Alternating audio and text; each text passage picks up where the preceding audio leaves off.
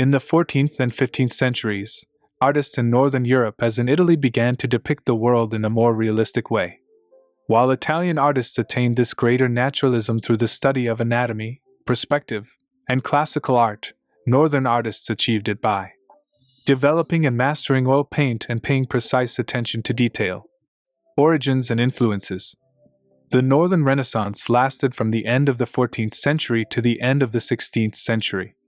Many scholars look to the flourishing of the arts under the French King Charles V, reigned 1364–80, and the Holy Roman Emperor Charles IV, reigned 1355–78, as the start of the Northern Renaissance. The princely courts of Northern Europe sponsored the Renaissance much as the cities in Italy did. Royal patrons were able to attract the best artists, with large salaries and enticing opportunities. Two dukes of Burgundy, Philip II, the Bold, reigned 1363–1404, and Philip III, the Good, reigned 1419–67, hired Claus Sluter and Jan van Eyck respectively. The English King Henry VIII, meanwhile, employed Hans Holbein. Artistic inspiration also came from Italy. There were extensive trading contacts between Northern Europe and Italy. Giovanni Arnolfini, the subject of Van Eyck's portrait, below, was an Italian merchant working in Bruges. Albrecht Dürer worked for German merchants when in Venice. And French King Francis, reigned 1515–47, brought many Italian artists, including Leonardo da Vinci, to France. Subjects. Most of the best artworks of the 15th century were altarpieces. There were also highly detailed prints, both woodcuts and copperplate engravings. West End of King's College Chapel, Cambridge, Frederick Mackenzie. King's College Chapel, started in 1446, is one of the finest examples in England of the last phase of the Gothic style, known as the Perpendicular. Aquatinted from The History of Cambridge, published by R. Ackerman in 1815, private collection. Northern Renaissance. Timeline. Van Eyck and Rogier van der Weyden pioneered the use of oils, creating intricate detail in the Arnolfini marriage and descent from the cross. In the early 1500s, Hieronymus Bosch and Matthias Grünewald made powerful sermons and pictures.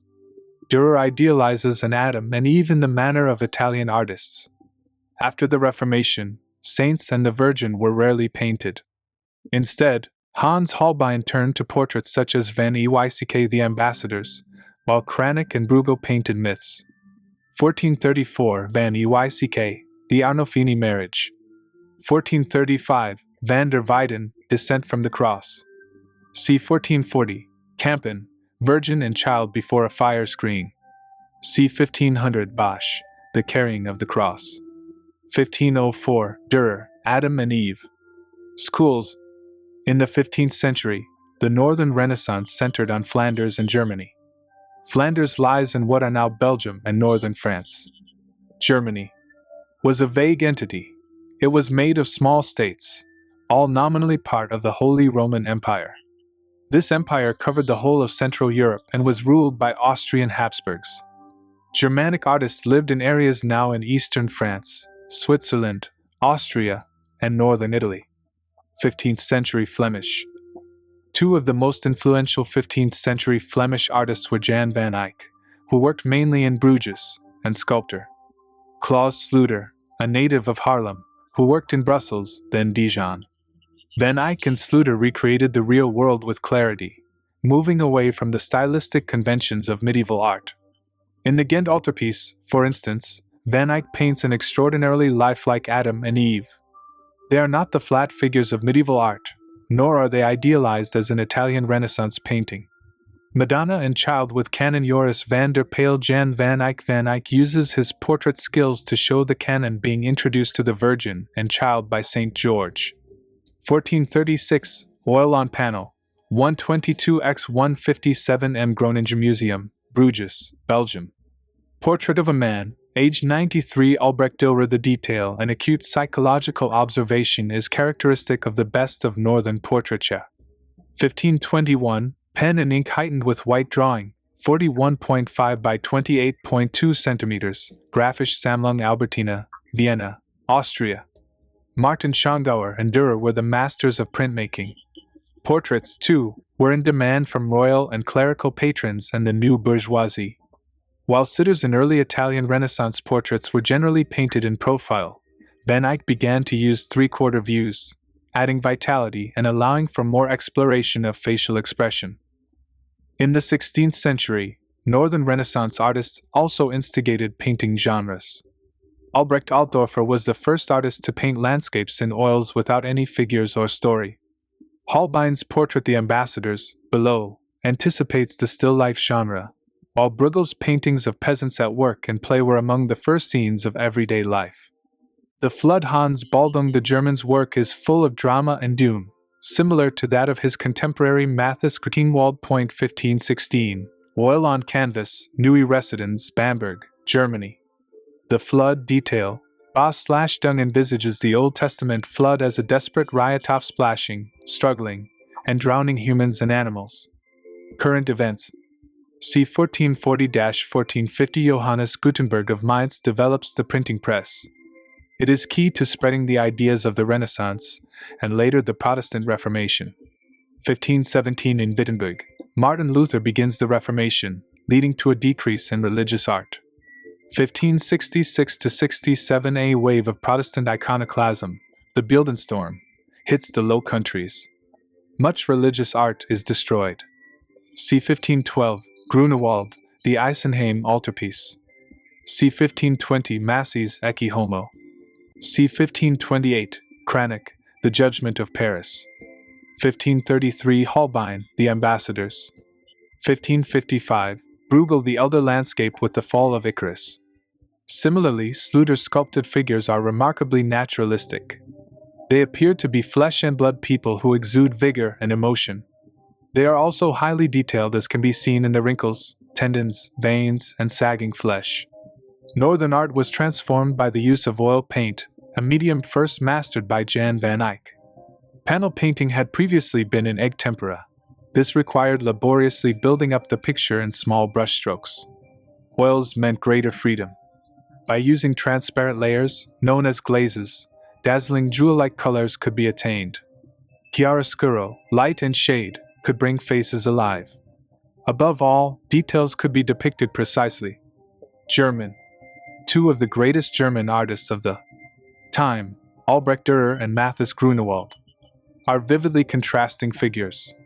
Grünewald looked back to the medieval idea of delivering sermons in pictures, but in an original way, with vivid color and powerful emotion. Dürer was thoroughly contemporary. He was the first German artist to travel extensively in Italy. He mastered the color, light, composition, and perspective of Italian painters, especially the Venetians. And yet he retained the psychological insight, meticulous design, and masterful observation of detail characteristic of northern painters. 16th century Flemish and Dutch. The Reformation profoundly affected the Northern Renaissance in the 16th century. Many Protestants objected to paintings and sculptures of saints as popish idolatry, and commissions for altarpieces dried up. Book illustration and portrait painting became major sources of income.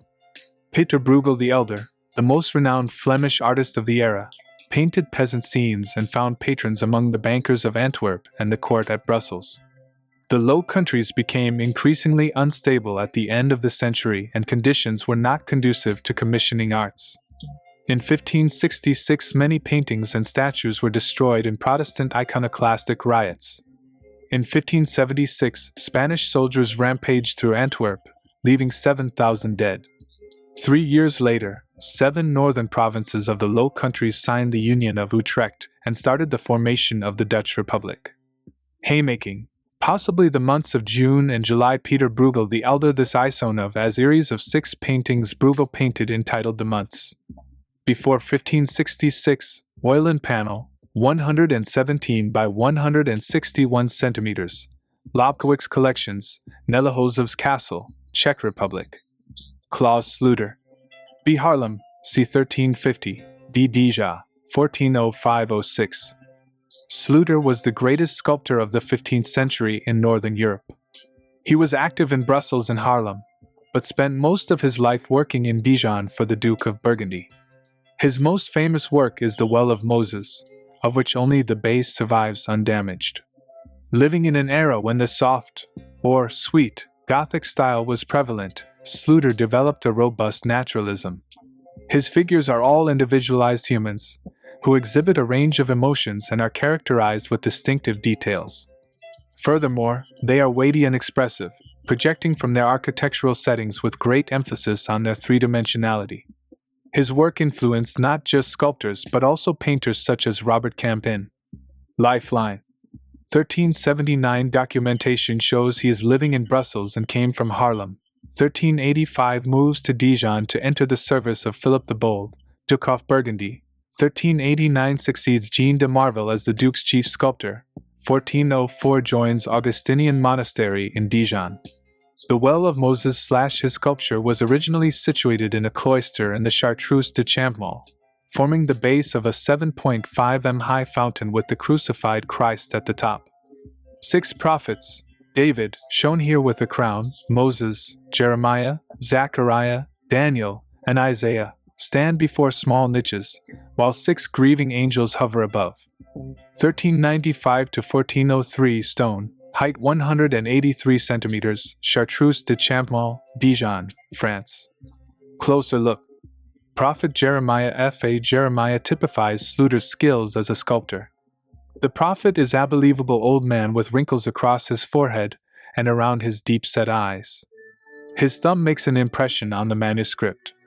To make him as lifelike as possible, originally Sluter gave him a pair of copper glasses. Melchior Broederlam. Ypres, c. 1350, Ypres, c. 1411. Broederlam was a Netherlandish painter, who, from the 1380s, worked as a court painter to Philip the Bold, Duke of Burgundy. Documents testify that he was a busy and versatile artist, but his only surviving works are 2 wings from an altarpiece for the chapel in the Carthusian monastery at Champmont, Dijon, showing the Annunciation and Visitation and the Presentation and the Flight into Egypt. They are among the finest examples of international Gothic art, a style characterized by brilliant color and a rich sense of pattern. The panels are full of naturalistic details. The figure of Saint Joseph in the flight into Egypt is depicted as an authentic peasant, and they look to the future of realism in later Netherlandish art. The Annunciation and Visitation, left-hand panel of the Dijon altarpiece. This wing panel was intended to fit around a central shrine that contained sculptures, which accounts for its shape. See 1394-99, tempera on wood, 167 by 125 centimeters, Musée des Beaux-Arts, Dijon, France. In context. Chartreuse de Champmont. Philip the Bold began building this Carthusian monastery in 1383 and made its chapel a family mausoleum. To adorn the chapel, Philip recruited a team of artists, including Sluter and Broederlam. The monastery was largely destroyed in the French Revolution. Chapel portal. The portal of the chapel, which contains Sluter's sculptures of Philip and his wife, both kneeling, being presented to the Virgin, center, still survives at the site, along with the Well of Moses, left. Robert Campin. B. Valenciennes?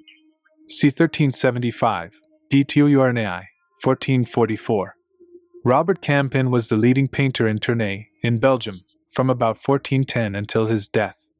Jacques Derrit and probably Rogier van der Weyden, c. 144, were among his pupils. No works can certainly be attributed to Campin, but there are strong reasons to think that he is responsible for the body of work previously grouped under an invented name, the Master of Flamel. Campin developed a distinctive realist style that had a huge influence on Netherlandish art. He humanized subject matter, showing religious scenes taking place in convincingly represented, middle-class Tournai homes. The famous Marot altarpiece triptych, for instance, shows the Virgin reading in a dining room, unaware of the Archangel, while Joseph makes mousetraps in his workshop. The Virgin and Child before a fire screen, now thought to be the work of a follower rather than Campin himself, also presents the Virgin in a domestic interior. Lifeline. 1410 buys citizenship in Tournai, suggesting he may have been born elsewhere. 1423 secures deanship of Tournai's Painters Guild. 1425 becomes captain of his quarter of the city. 1429 sentenced to make a pilgrimage to Provence, following a revolt against the government of Tournai. 1432 banished from Tournai for a year for a scandal in his private life. The sentence is commuted to a fine on the intervention of the Countess of Holland. The Virgin and Child before a fire screen. This is attributed to a follower of Robert Campin. Like the Master, he presents a true-to-life contemporary interior. A humble fire screen serves as the Virgin's halo.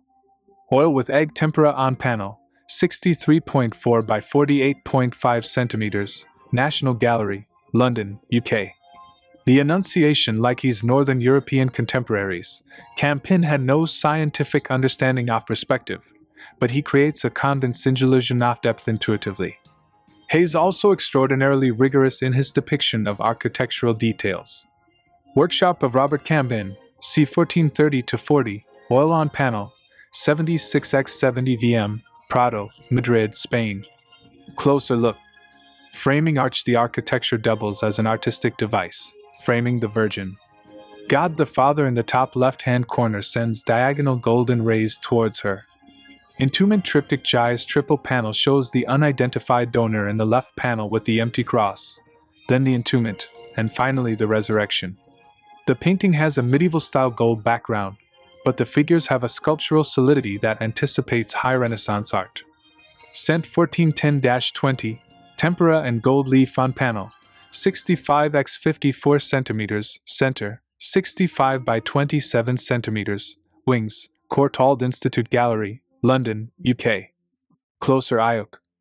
Symbolic decor. The gold background of all three of the panels is decorated with a motif of vine branches and grapes, which are symbols of Christ. wan Eyck. BMASCYCK? c. 1390, D. Bruges, 1441. Jan van Eyck was one of the greatest and most important painters of the Northern Renaissance. He did not invent oil painting, as 16th century artist biographer Vasari, see page 178, suggested, but he did perfect the technique of glazing, building up layers of transparent colors and to work up minute details. Nobody before paint. This allowed him to create wonderfully deep and very few since had mimicked reality so exquisitely. Van Eyck's painterly craftsmanship was matched by rigorous observation. He was extraordinarily sensitive to the fall of light.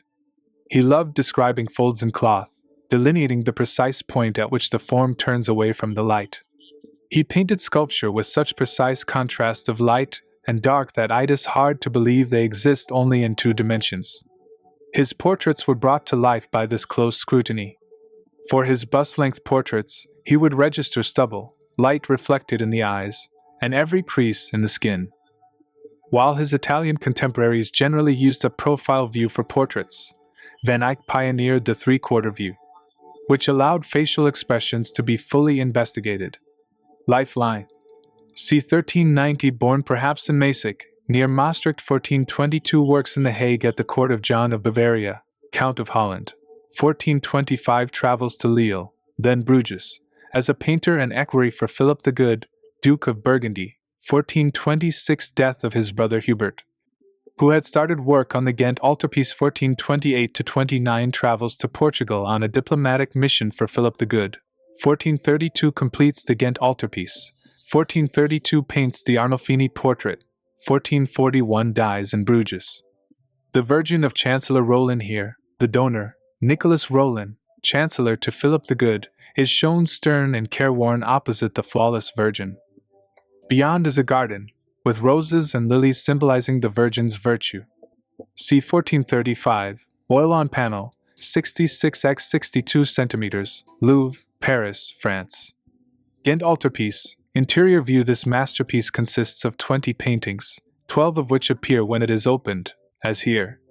On the upper level, God the Father is flanked by the Virgin and John the Baptist, angels, and Adam and Eve.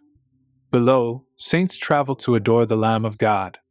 Finished 1432, oil on panel, 350 by 461 centimeters, St. Bavo's Cathedral, Ghent, Belgium. The Arnolfini portrait. Jan van Eyck, 1434, oil on oak panel, 82x60 centimeters, National Gallery, London, UK. Closer Eyck. The Arnolfini portrait. Jan van Eyck. This celebrated double portrait has long been the focus of scholarly debate about whom and what it depicts. It used to be known as the Arnolfini marriage, following the classic interpretation by art historian Erwin Panofsky. Until recently, the couple were identified as Giovanni di Arrigo Arnolfini and Giovanna Senemi, a wealthy Italian couple living in Bruges. However, in 1997, documentation was published showing that they did not marry until 1447. Experts now think that the painting depicts Giovanni's cousin and his wife. What no one disputes is that this masterpiece displays Van Eyck's skill at using oil paint to create an image of unprecedented illusionism. Composition. Van Eyck's composition creates the illusion of two figures in a believable space, even though the linear perspective is approximate rather than absolutely accurate, and the figures are too large in proportion to the room. It is a beautifully balanced composition in which apparently significant elements, such as the chandelier, Van Eyck's signature, the ornate convex mirror, the wife's red shoes, the couple's joined hands, and the little dog, are arranged along an imaginary central vertical and flanked by the figures themselves. The windowed wall to the left of the painting is counterbalanced by the brilliant red bed hangings on the right. Light sources. Consistent lighting is part of the painting realism. The fall of light and shadow, see Arnolfini's clogs, indicates several sources: the window to the left, an unseen window to the front, and or the open door reflected in the mirror. A sloping FLORBOARDS, Van Eyck relied on intuition rather than rules of perspective to create a sense of recession and space. The converging lines of the floorboards, beamed ceiling, window frames, and bed pelmet define the box-like interior. The meaning of this painting is that wealth, the wealth to hire Van Eyck, can purchase immortality, even if no one will be quite sure what your name was. Jonathan Jones, 2000, journalist. Story. The painting's story remains a fascinating enigma. Is it a marriage? A betrothal? Or a memorial to Arnolfini's young wife, Constanza, who died the year before the picture is dated? Are the objects disguised symbols, or are they simply ravishingly realistic depictions of household contents? Is the dog a symbol of fidelity, of lust, or simply a reference to the dog seen on funerary monuments? On the back wall hangs a convex mirror in which two figures are reflected. Arnolfini raises his hand, perhaps to greet them. The painting probably originally had shutters, and so when they were opened, it would have seemed as if the viewer was entering the room and being greeted too. St. Margaret on the bench, the carved figure emerging from a dragon, is probably Saint Margaret, the patron saint of pregnant women. Constanza may have died in childbirth. Arnolfini's gaze. Arnolfini raises his hand, in affirmation of an oath, or in greeting? Yet his solemn, heavy-lidded gaze is pensive and sidelong. He does not look at the viewer, the figures in the mirror, or his wife. Mirror and inscription. Two figures are reflected in the mirror, above which is a Latin inscription that means, Jan Van Eyck was here /1434. It has been suggested that the inscription was a marriage certificate, with Van Eyck a witness to the ceremony. However, it may simply be an ornate signature. Holding hands, the couple's hands were seen as joined in matrimony, but in the Christian ceremony it is both right hands which are joined. In the underdrawing, Arnolfini grips his wife's hand firmly. Here it is slipping through his fingers just as Constanza did. Expensive oranges, imported citrus fruit, was included to signify affluence, fruitfulness, and or to display Van Eyck's skill at modeling its spherical form. Technique. Much of the powerful impact of the painting comes from its exceptional sense of realism. Surfaces are depicted with a precision that was only made possible by the skillful use of oil paint. Although the long-standing belief that Van Eyck invented oil painting has been discredited, it is evident that he refined and perfected the technique. Oil paint dries slowly, and allowed Van Eyck to apply layers of transparent glazes to build up forms, create realistic textures, and even give the illusion of light. Van Eyck worked his oil paints with great care and skill, using rags and fingertips to obliterate any signs of brush marks and create his jewel-like finish. Polished chandelier. Van Eyck not only recreates in meticulous detail the way the complex form of the chandelier takes up space, he captures the different ways light is reflected on its polished surfaces, and even shows the tool marks. Highlights: the prayer beads are depicted with an astonishingly economical technique. Bold strokes and blobs of paint create highlights, shadows, and the thread running through them. Cropping in perspective: Arnolfini's wooden patens, shoes that are worn outdoors, reveal Van Eyck's extraordinary level of observation.